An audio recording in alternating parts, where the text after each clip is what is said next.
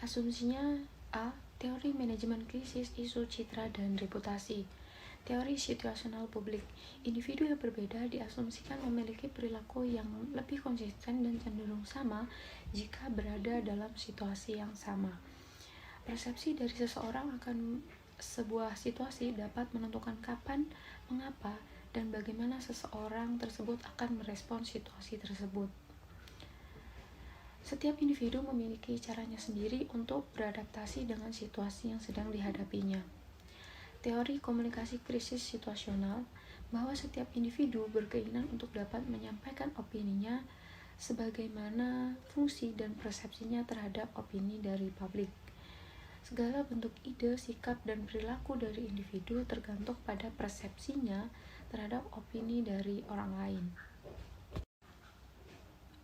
Teori image restoration, komunikasi sebagai aktivitas yang digunakan untuk mencapai tujuan tertentu atau a goal-oriented activity. Tujuan pokok komunikasi memelihara citra positif dan reputasi yang positif. B. Teori persuasi dan produksi pesan. Individu dapat bertindak berdasarkan pengaruh dan opini dari orang lain.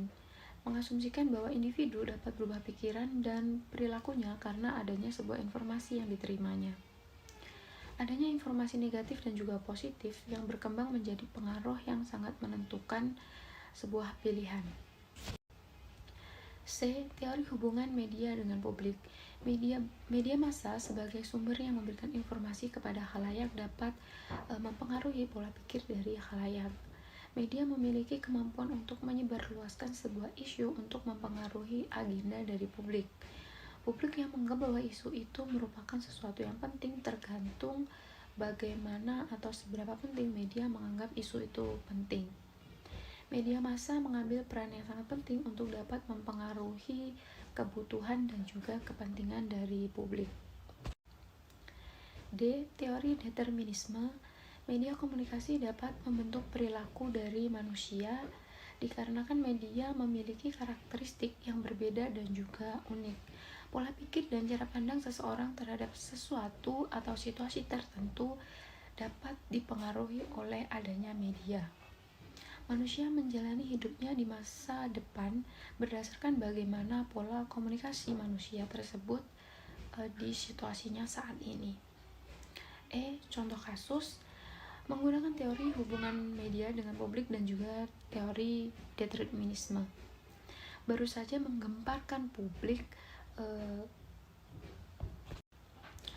adalah kabar bahwa ada seorang public figure yang sudah menikah melakukan perselingkuhan.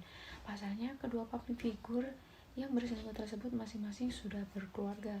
Kabar tersebut pertama kali diketahui oleh publik lewat media massa, yaitu media sosial Instagram milik istri dari pihak laki-laki yang berselingkuh. Kemudian informasi tersebut dengan cepat beredar melalui media-media massa yang lain seperti televisi dengan cepat mendapatkan berbagai reaksi dan sikap dari masyarakat. Masyarakat yang semula menyukai public figure tersebut kemudian mulai berbalik arah dalam bersikap. Setiap hari media selalu memberitakan dengan berbagai opini-opini, baik itu opini positif maupun negatif. Dari sini kita dapat menarik kesimpulan bahwa informasi dari media dapat berpengaruh pada sikap seseorang. Media dapat menyebarkan informasi untuk mempengaruhi sikap publik terhadap situasi yang sedang terjadi. Masyarakat yang pada dasarnya selalu ingin tahu dan haus akan informasi menjadi target dari media untuk terus memberikan isu-isu yang sedang terjadi, sehingga media dapat menjadi sebuah kebutuhan yang dibutuhkan oleh masyarakat untuk memenuhi keingintahuan dari masyarakat tersebut.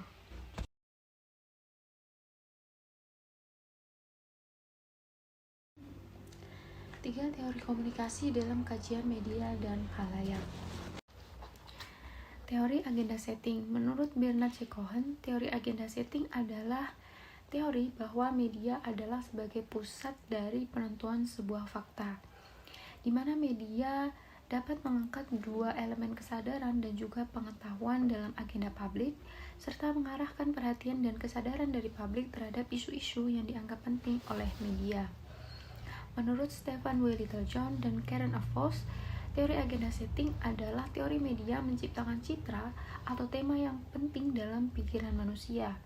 Hal tersebut karena media haruslah selektif terhadap pemberitaan yang dimuat.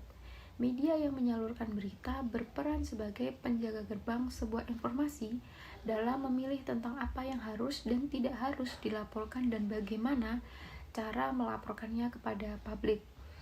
Contoh kasusnya adalah berita televisi. Berita mengenai kekerasan seksual pada anak, masyarakat menerima informasi tersebut sebagai suatu kenyataan yang memang terjadi meskipun mereka tidak mengalaminya secara langsung. Adanya informasi ini meningkatkan kesadaran masyarakat akan urgensi dalam kasus tersebut dan menjadi lebih peka terhadap berbagai bentuk yang mengarah pada kasus tersebut. Maka tidak jarang dengan satu kasus kekerasan seksual pada anak yang terekspos, maka kasus-kasus serupa di daerah lain pun akan ikut terungkap. Kedua, teori use and gravitation. Teori ini adalah teori komunikasi yang membahas tentang penggunaan media oleh individu maupun oleh kelompok. Teori ini membahas tentang efek dari media terhadap manusia dan bagaimana manusia menggunakan media untuk memenuhi kebutuhannya. Apabila manusia puas dan terpenuhi kebutuhannya akan informasi dari media, maka bisa jadi mereka akan mengulangi menggunakan media yang sama untuk memenuhi kebutuhan mereka. Dengan kata lain, teori use and gravitation ini lebih condong pada apa yang manusia lakukan terhadap media, bukan apa yang diperbuat media untuk manusia. Teori ini memandang khalayak sebagai pengguna aktif yang bebas menentukan media atau jenis media apa yang akan mereka gunakan sesuai dengan kebutuhan mereka. Contoh kasusnya adalah penyesuaian terhadap tontonan dan kebutuhan khalayak. Misalnya, jika seseorang sedang membutuhkan hiburan, maka dia akan memilih untuk menonton film, drama, atau acara komedi yang mungkin itu akan dapat menghibur mereka. Contoh lainnya, jika seseorang sedang mencari informasi, maka dia akan menonton berita atau tayangan yang memiliki atau menyebarkan informasi yang secara informatif setelah menonton kebutuhan. Sebagai contoh kasus yaitu penyesuaian terhadap tontonan dan kebutuhan khalayak. Misalnya jika seseorang sedang membutuhkan hiburan, maka tentu saja dia akan memilih untuk menonton drama, film, atau acara komedi yang dapat menghibur. Namun, sebagai contoh lain, jika seseorang membutuhkan atau sedang mencari informasi, maka tentu saja dia akan menonton acara berita atau tayangan yang informatif. Setelah menonton, kebutuhan orang tersebut akan terpenuhi secara otomatis. Ketiga, yaitu teori ketergantungan media. Teori yang menjelaskan bagaimana manusia memiliki ketergantungan dengan media massa. Dilansir dari iki.edu, teori ketergantungan media ini adalah teori tentang komunikasi massa yang menyatakan bahwa semakin manusia tergantung pada media untuk memenuhi kebutuhannya, maka media akan menjadi sesuatu yang penting bagi manusia tersebut. Teori ini diperkenalkan oleh Melvin Devler dan juga Sandra Bell-Roberts. Contoh dari teori ketergantungan media yaitu jika individu menyukai tokoh tertentu, kemudian dia menemukan media massa yang condong pro kepada tokoh tersebut, maka individu tersebut akan mengikuti segala perkembangan berita dan yang diliput oleh media tersebut, khususnya dengan tokoh yang dia sukai sebagai bahan berita. Teori komunikasi tradisi kritis merupakan asumsi dari sekian banyak teori kritis yang menyebutkan bahwa banyak terjadi kesenjangan sosial di dalam masyarakat. Dengan hadirnya tradisi kritis sebagai bagian dari teori komunikasi, maka teoritis mengharapkan tradisi ini dapat memecahkan masalah dalam bentuk komunikasi untuk kesenjangan-kesenjangan yang terjadi dan mengetahui apa sebab dari kesenjangan tersebut. Tradisi krisis juga disebut sebagai refleksi dari cara berkomunikasi untuk menolak segala bentuk wacana yang dianggap tidak adil. Tradisi ini juga dianggap mampu mengungkapkan kekuatan-kekuatan penindas dalam masyarakat melalui analisis dialektika. Dalam teori kritis terdapat 3 ciri masyarakat kontemporer, yaitu 1. Kontrol bahasa untuk mengabadikan ketidakseimbangan kekuatan. Kedua, peran media massa dalam menumpulkan kepekaan terhadap segala bentuk penindasan. Yang ketiga, blind, ketergantungan pada metode ilmiah dan penerimaan tidak kritis. Beberapa figur penting dapat disebut seperti Noam Chomsky, Herbert Schiller, Ben Bagdasarian, Seward Mills, dan sebagainya yang pemikiran mereka menyoroti tentang media. Varian dari tradisi ini yaitu 1. Marxisme merupakan pencetus dari tradisi kritis ini. Menurutnya, ekonomi merupakan dasar dari segala struktur sosial. Yang kedua yaitu kritik politik ekonomi. Pandangan ini merupakan revisi terhadap pandangan dari Marxisme yang dinilai terlalu menyederhanakan realitas ke dalam dua kubu, yaitu terhadap golongan penguasa dan kalangan tertindas berdasarkan kepentingan ekonomi. Yang ketiga yaitu aliran Frankfurt memperkenalkan bahwa aliran kritis mampu menawarkan suatu interkoneksi dan pengujian yang menyeluruh tentang perubahan bentuk masyarakat, kultur ekonomi, dan juga kesadaran.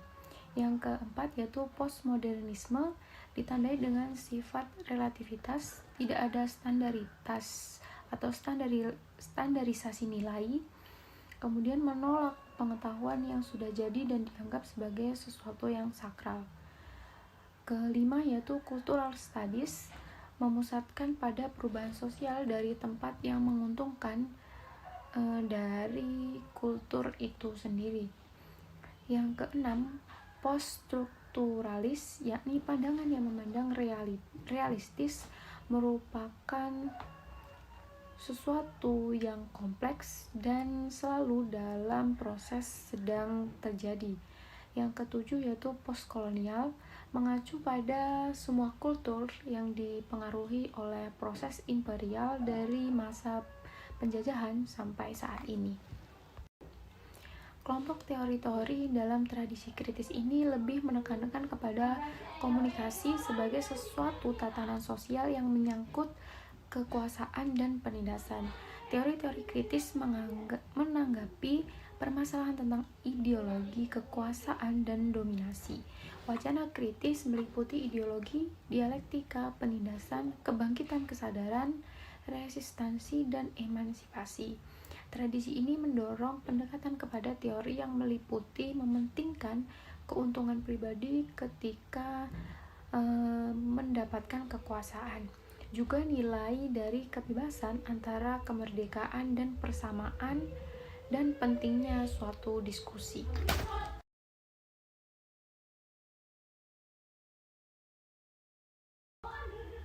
Pemahaman saya mengenai asumsi dari teori ekologi media Marshall M. Lohan terkait teknologi dan manusia serta pandangannya The Medium is the Message, yaitu pertama, bahwa media merupakan alat komunikasi bagi manusia.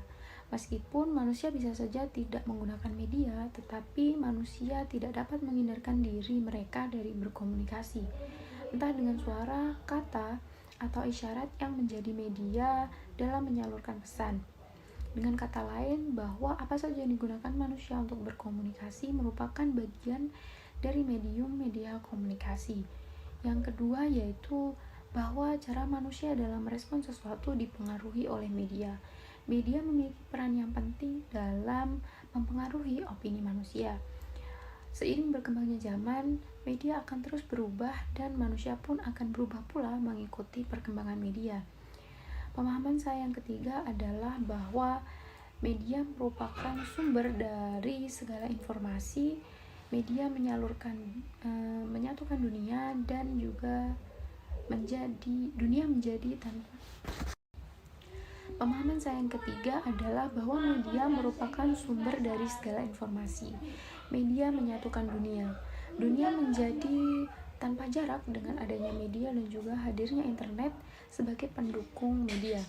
Media seolah mengikat dunia menjadi sebuah kesatuan sistem politik, ekonomi, sosial, dan juga budaya yang sangat besar. Dengan adanya media, manusia seolah hidup di desa global, yang berarti tidak ada lagi batasan dari belahan dunia maupun untuk mengetahui dan berbagi informasi satu sama lain. Salah satu contohnya adalah saya secara pribadi. Ya, saya yang saat ini berdomisili di Taiwan dan keluarga saya di Indonesia. Jarak yang cukup jauh jika ditempuh dengan pesawat, media seolah menghilangkan jarak tersebut.